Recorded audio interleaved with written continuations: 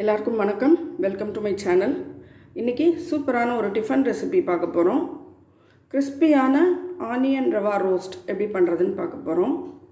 அதுக்கு நான் இன்றைக்கி கோதுமை மாவு எடுத்திருக்கேன்.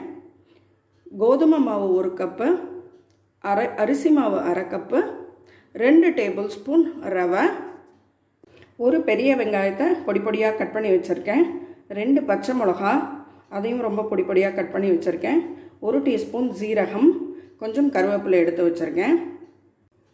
தேவையான அளவு உப்பு போட்டுக்கலாம்.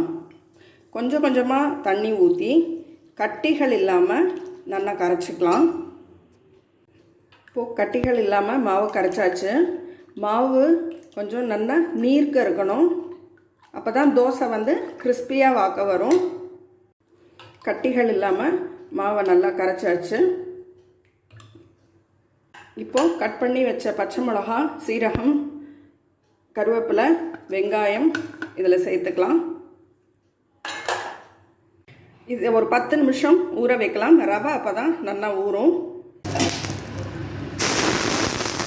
கல் நல்லா காஞ்சிடுது.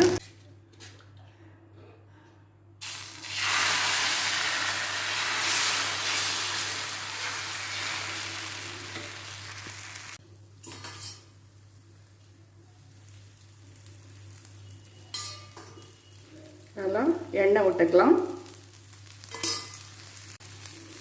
இரும்பு தோசைக்கல்ல தான் நான் வாத்திருக்கேன், நான்ஸ்டிக்கில் வாக்கல்ல. ஹெல்த்தியாக இருக்கும் அப்படிங்கிறதுனாலையும் டேஸ்ட்டு நல்லாயிருக்கும். இரும்பு தோசைக்கல்ல வாத்தாக்கா நல்லா கிறிஸ்பியாக வரும்.